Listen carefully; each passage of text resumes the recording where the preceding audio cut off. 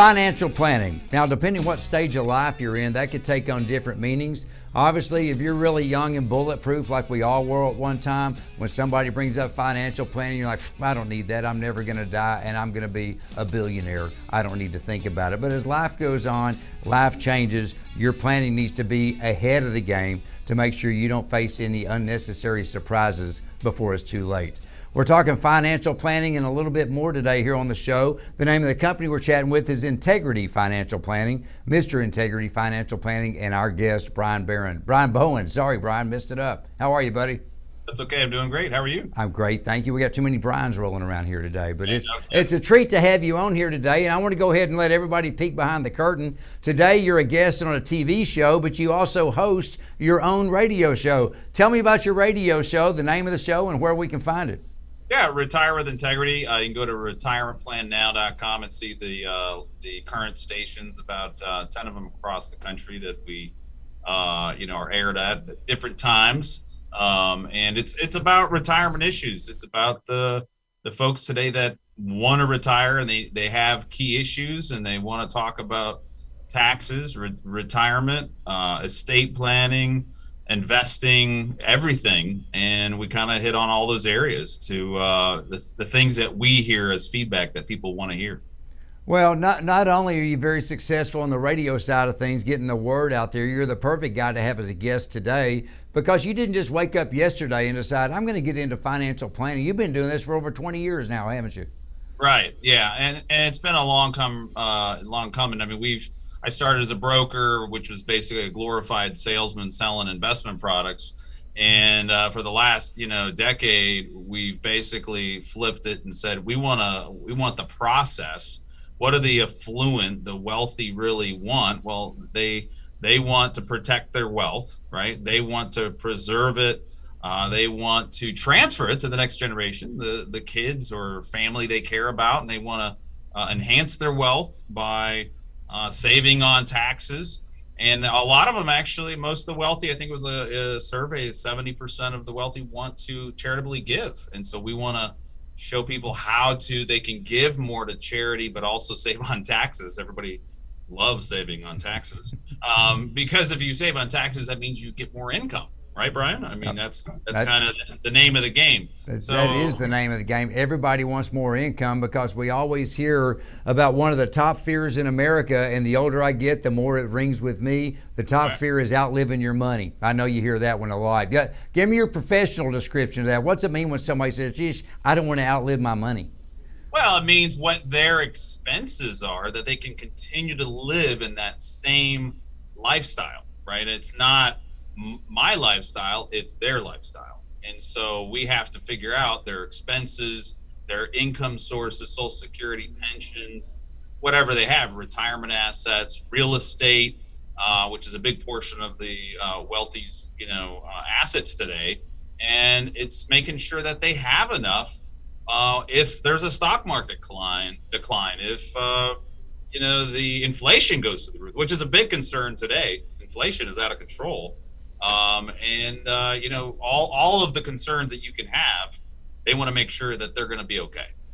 Well, and the number one thing too, from looking at the notes today, and I'm just going to jump right into it. Everybody thinks I work hard my whole life, I'll be fine. Work's only the small piece of it. The bigger piece is the planning. When should people start planning for retirement? Is there an age you like to work with?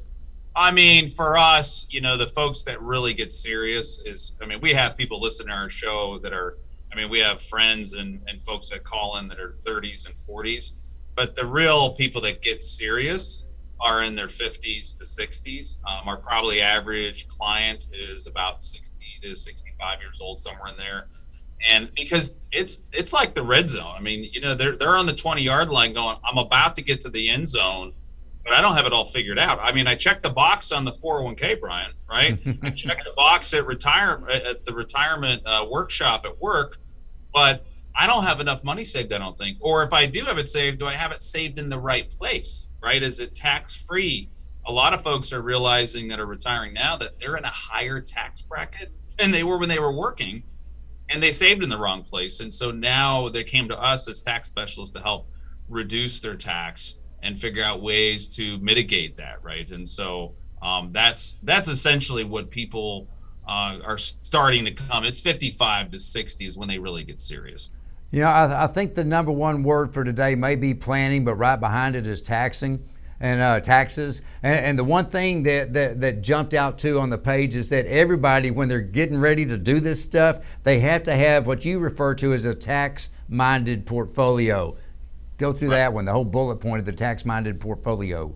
Yeah, I mean, basically, a tax-minded portfolio is making sure that they're saving in the right place. A lot of times, people are like, "Hey, I've got enough to retire. I got $2 million." Well, you do, but you have it saved in the wrong place. It's never been taxed before. We want to shift that from never been taxed to never taxed again. And so we kind of specialize in helping folks take a different approach, because I have a tax business, which we didn't even talk about, Impact Tax Group, that works together. So our CPA and the financial planning team work together to make sure that they have a tax plan, not just an investment plan, right? Because we believe if you just have an investment plan and you didn't look at estate planning and taxes, you really don't have a comprehensive plan. Fair enough. Comprehensive plan being the key. But is it also safe to say, Brian, that as we go through different stages of life, our financial planning is going to change? I mean, if you're working with someone in their 30s and they just got married now, maybe you started with them in their 20s, they just got out of college, they're jumping in there. You're going to do one thing with them. Now they're 30 and they got married. It's going to change. Now they're 35 and they've got a couple of kids. It's going to change. Now they're 42. The kids are off to private school. Is it important to work with a professional like yourself to where as your life changes, your needs change, you're right there with them? Yeah, and that's the thing. We have folks that go, "Oh, once we get through this plan," it's the first time they've met with us, and it's the first time ever meeting with a financial planner. "Oh, once we get through this, we'll just be on, we won't need you anymore." No, I put the analogy as a house. You've owned real estate before, I'm assuming, Brian. There is no maintenance-free real estate. It doesn't exist, right? So you are constantly tweaking, improving, replacing. I've got a 20-year-old house. We've just went through replacing things a few years ago. Guess what? We've got other stuff we got to replace now that was replaced 10 years ago. And it's just like a maintenance of a house. You are constantly updating, change. Well, your life changes too. People get sick, disability, somebody dies in the family, divorce, you inherit some money, you retire. There's all kinds of life-changing events. And that's why you need a financial planner to help you and make the right decisions. We sometimes, when someone calls in and says, "I'm about to make this decision," we said, "Don't do that. Don't do that. There's another way to do that. There's a better way, tax-wise, investment-wise. You just may not know about it." And so that's why we're there, is to be a sounding board, to give them sound advice to make sure that they have a successful retirement.